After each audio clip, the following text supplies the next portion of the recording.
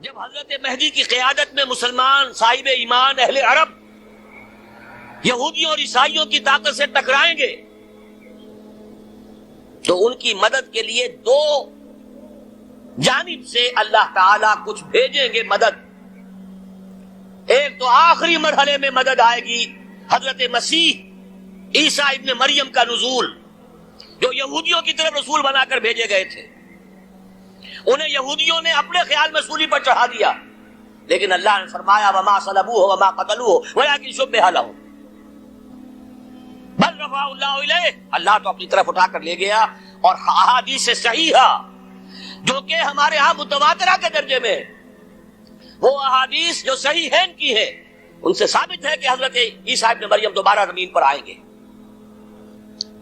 اور یہودیوں کا سب سے بڑا سرغنہ جو خود مسیح ہونے ہی کا دعویٰ کر رہا ہوگا، مسیح الدجال، اسے حضرت مسیح قتل کرے.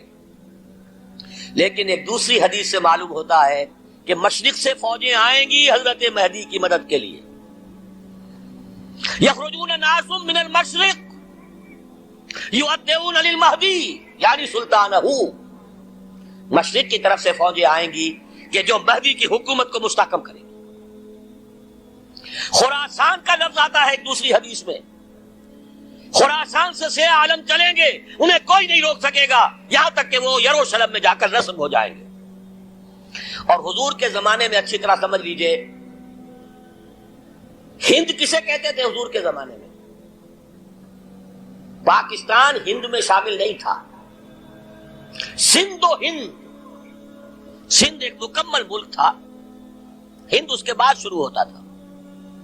یہ راجپوتانے کا اور تھر کا ڈیزرٹ جو ہے، اس سے آگے جو ہندوستان ہے وہ ہند تھا.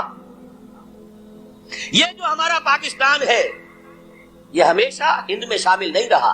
حضور کے زمانے میں بالخصوص سندھ و ہند، دریائے سندھ چلا آ رہا ہے.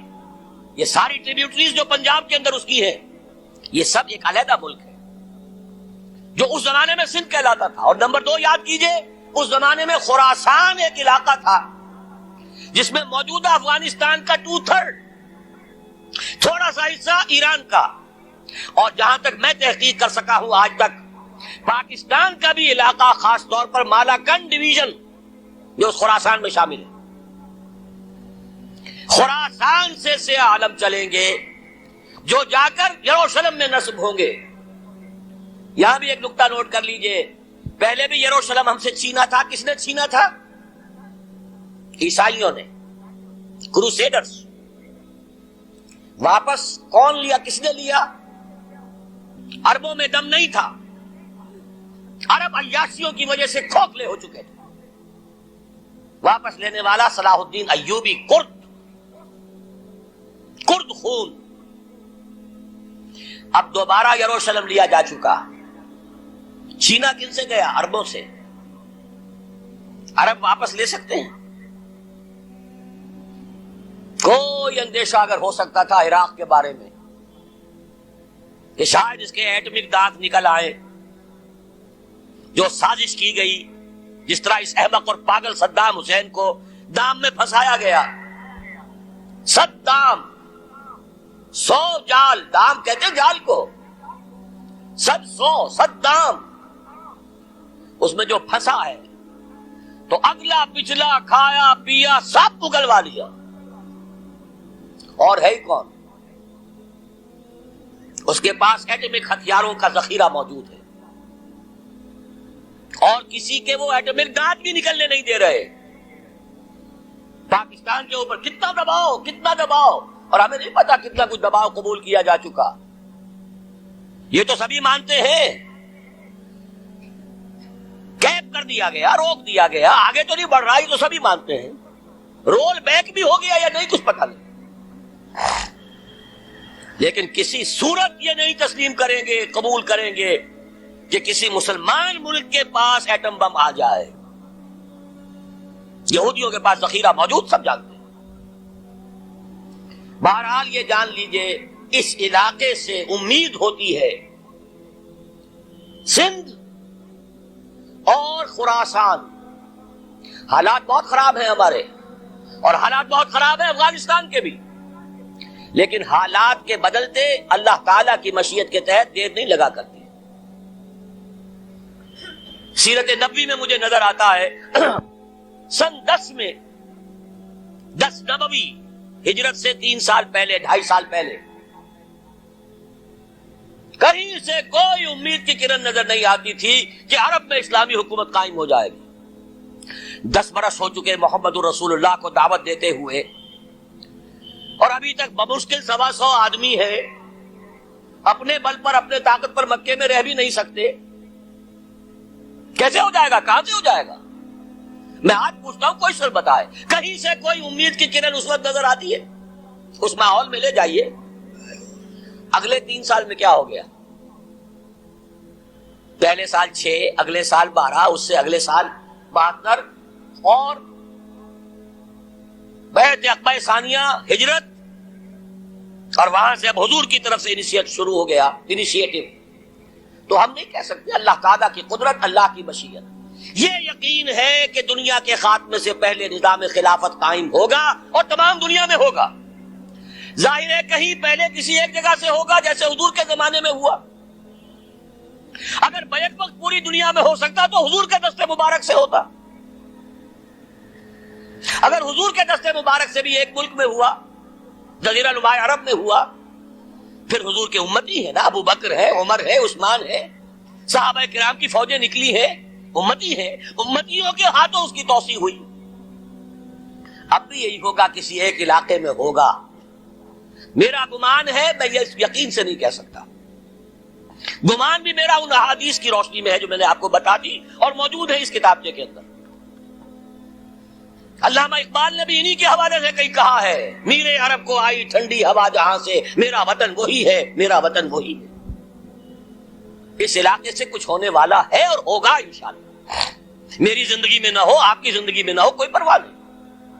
حضرت حمزہ تو شہید ہو گئے غزوہ احد میں.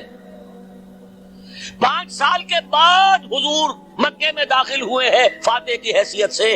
حضرت حمزہ کی نگاہوں نے، ان آنکھوں نے تو نہیں دیکھا، عالم ارواح میں اللہ نے کیا مشاہدہ کرایا ہوگا انہیں، وہ تو ہمیں معلوم نہیں.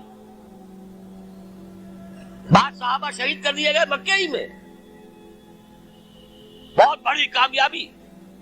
اپنی جان لگا دیں، اپنے آپ کو کھپا دیں، اپنے آپ کو مٹا دیں.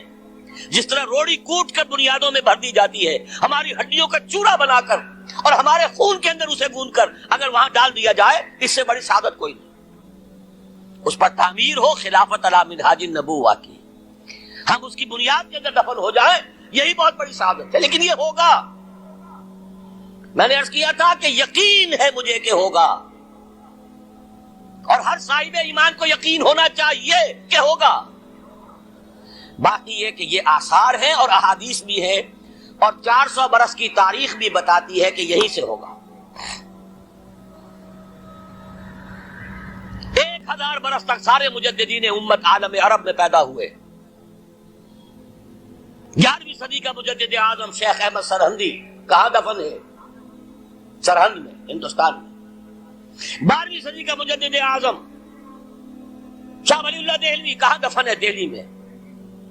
13ویں صدی کا مجدد اعظم سید احمد بریلوی، ان کی تو قبر بھی معلوم نہیں، لیکن ان کا خون جذب ہوا دریائے کنہار میں، اور ان کے سینکڑوں ساتھیوں کی لاشیں اس بالا کوٹ کے مقام پر.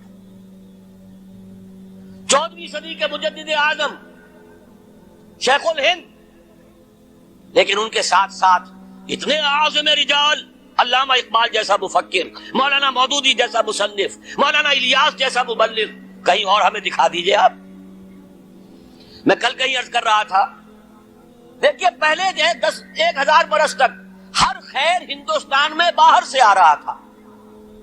معین الدین اجمیری باہر سے آ رہے ہیں، شیخ علی حجویری باہر سے آ رہے ہیں، سندھ میں جتنے اولیاء دفن ہیں سب کے سب باہر سے، ایران سے چلے آ رہے ہیں. لیکن جیسے ہی 11ویں صدی شروع ہوئی، ریورس ہو گیا آرڈر. اب سلسلہ مجددیہ نقش بندیہ اب ہندوستان سے نکل کر پھیل رہا ہے. پورا افغانستان، پورا ترکستان، تمام یہ ترک ریاستیں جو آزاد ہوئی ہیں ابھی USSR کے خاتمے کے بعد، یہاں تک کہ سائپرس جزیرہ قبرص، پورا ترکی جو اب بھی ہے موجودہ ترکی، سلسلہ مجددیہ نقشبندیہ کہاں سے چلا؟ ہندوستان سے پھیل گیا پورے عالم اسلام۔ مفکر، علماء دین کا اور تمام علوم دینی کا مجدد شاہ ولی اللہ دہلوی، خالص ترین جہاد فی سبیل اللہ دور صحابہ کے بعد جماعت مجاہدین جام شہادت نوش کیا، سینکڑوں ہمارے مجاہدین۔ پھر 14ویں صدی میں اقبال جیسا مفکر، مودودی جیسا، دوبارہ دوہرا رہا ہوں، مصنف، مولانا الیاس جیسا مبلغ، مجھے تو کہیں نظر نہیں آتا۔ تمام مسلمان ممالک آزاد ہوئے، کہیں اسلام کا نام نہیں لگا، نہ سرکاروں نے نعرہ لگایا، نہ کہیں کسی اور نے نعرہ لگایا۔ عربوں نے بھی عرب نیشنلزم کا نعرہ لگایا، اسلام کا نعرہ نہیں۔ تحریک پاکستان میں نعرہ لگا، پاکستان کا مطلب کیا؟ لا الہ الا اللہ۔ صبح عرض کر چکا ہوں، تحریک خلافت پوری دنیا میں کہیں نہیں، صرف بر عظیم پاک و ہند میں۔ اور کیسی تحریک خلافت کہ ہندو شریک ہوئے، گاندھی شامل ہوا، پورے ہندوستان کو جس نے گنجا دیا۔ یہ دوسری بات ہے کہ جب خود مصطفیٰ کمال نے ختم کر دیا تو اب کیا کرتے؟ مدعی سست گواہ سست۔ نوٹ کرنے کی بات ہے، کچھ آثار ہیں، 400 سال کی تاریخ ہے، بتا رہی ہے پاکستان کا قیام خود ایک معجزہ۔ یہ ساری چیزیں مشیت ایزدی میں کسی بڑے خیر کا پیش خیمہ ہے۔